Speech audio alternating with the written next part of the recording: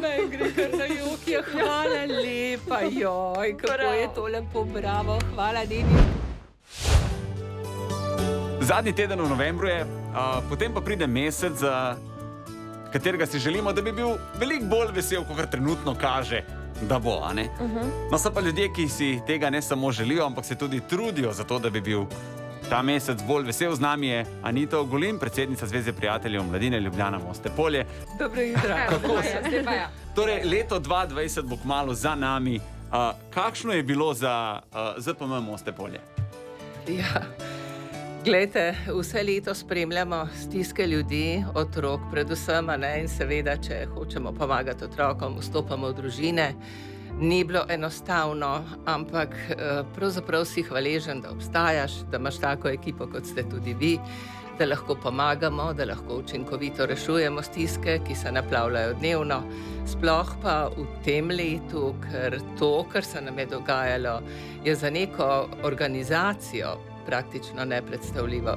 Smo vajeni stisk, ampak takih, kot jih doživljamo letos, ne. Koliko časa že obstaja Zveza prijateljev mladine Moste Polje?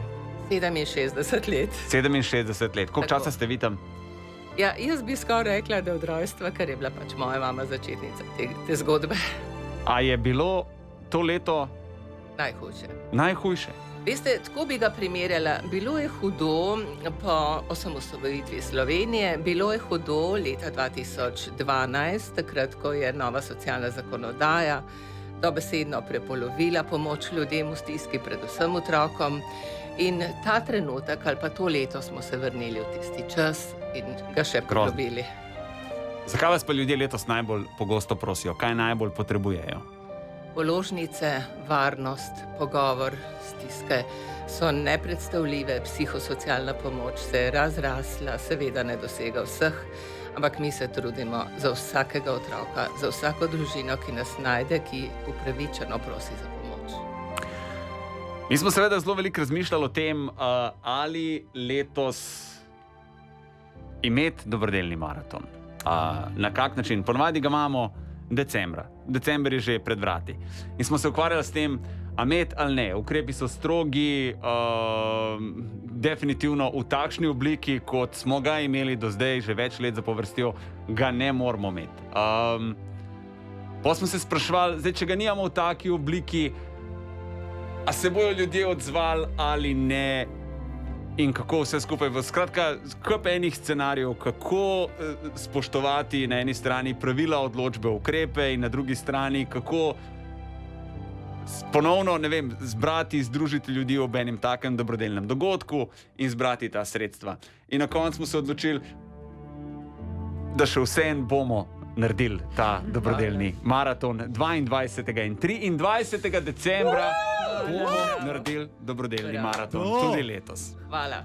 Tako da jaz upam, da boste prišli, da imate čas čez en mesec. Pa seveda pridem, se vsakič sej, pravzaprav že hodim po vsej Sloveniji, tudi v tem času za nas ni zaprtih vrat, ne meja, preprosto jih ne sme biti, ker rešujemo življenja. In res vam hvala za vsako zgodbo posebej, lejte, meni se je naježila koža. Letošnje leto je res potrebno, da stopimo skupaj, seveda drugače, seveda ob vseh pravilih, seveda ob spoštovanju vsega, kar nam nalagajo, ampak veste, v tem času biti človek človeku je res najpomembneje. Tako da jaz se že vnaprej zahvaljujem vaši ekipi, vem, kaj dajete, vem, kako dajete. Joj, veste, včasih res koža se mi ježi, ko vas poslušam, kako si prizadevate tako, da nam pomagate reševati. No, v bistvu so poslušalci tisti, so poslušalci tisti, ki se odzivajo. Mi se sam nekako probamo imeti takšen program, da v bistvu da nekako združimo vse te ljudi skupaj in da se odzovejo tisti, ki se lahko odzovejo. In smo rekli, prav tako smo razmišljali, a se bojo odzvali, a se ne bojo odzvali, smo rekli, ne, bojo se, tisti, ki se lahko, se zagotovo bojo. Slišali smo toliko enih zgodb, da je letošnje leto res, res, res čudno. Jaz imam nekako občutek, kakor da iz sebe govorim. Imam občutek, da nam je dovoljeno imeti strah pred virusom, ni nam pa dovoljeno imeti strahu pred prihodnostjo. Trenutno nas je lahko strah sam virusa, kot te je strah nečesa drugega, te že nekdo poklopi in reče, najprej zdravje. Ne? Ljudje imamo pa ogromno enih strahov, ne? Strah pred izgubo službe, strah pred tem, da ne bomo mogli poskrbeti za družino, strah pred tem, da bomo lahko kaj dali na krožnik. Točno to. Jaz imam strah recimo pred šolanjem od doma. Ampak moj strah izvira predvsem pred tem, da če bo moj otrok znal sam to, kot znam jaz, mu ne bo lahko v življenju. Zadnjič smo tudi prejeli en klic, kako izgleda šolanje od doma. Ni pa vse enako. Recimo, mama dela v zdravstvu, oče pa je šofer tovornjaka. In zdaj hči gre z očetom v kabino in je cel dan z njim v tovornjaku in potem šele zvečer ob 8 začnejo s šolanjem nadaljavo. Točno te zgodbe imamo, dnevno jih imamo. Najprej ni opreme, drugič moten internet, tretjič stanovanjske razmere nemogoče. Zamišljajte si 4-člansko družino v 30 kvadratnih metrih, kako ne se otrok uči. Zamišljajte si starše, ki nimajo, ki ne zmorejo, ki imajo lastno stisko, rešujejo itak skupaj z otroki, kako ne se tak otrok uči.